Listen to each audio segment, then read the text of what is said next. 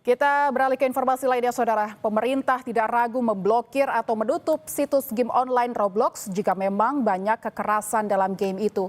Menteri Sekretaris Negara menyebut pemerintah berfokus pada kandungan unsur negatif di game Roblox.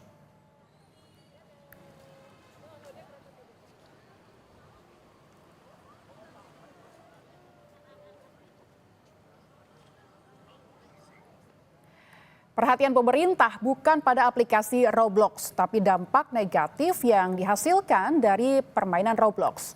Pasalnya, ini akan mempengaruhi masa depan generasi muda di Indonesia. Tak hanya Roblox, pemerintah memberikan pengawasan serius terhadap semua konten seperti game, siaran televisi, media sosial, dan konten pemberitaan. Pasalnya, konten yang mengandung unsur kekerasan atau kebencian akan memicu perilaku negatif generasi muda.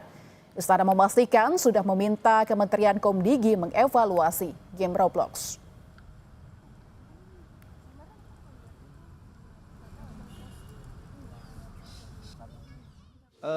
Bukan masalah Roblox-nya ya, tetapi kita perlu memahami sebagai sebuah bangsa bahwa ada unsur-unsur tertentu yang memang harus kita pikirkan betul supaya tidak mempengaruhi generasi muda kita ke depan, kan begitu.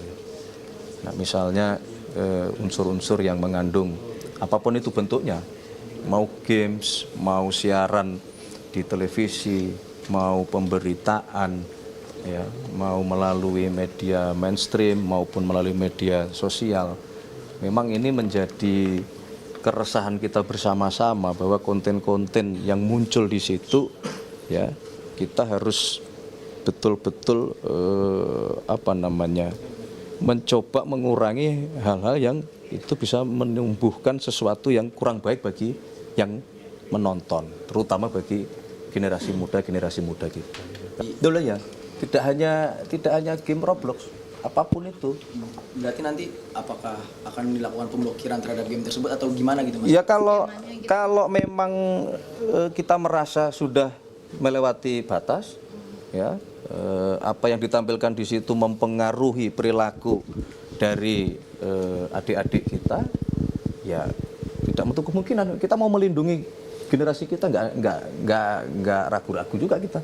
Kalau memang itu mengandung unsur-unsur kekerasan, ya kita tutup, nggak ada masalah.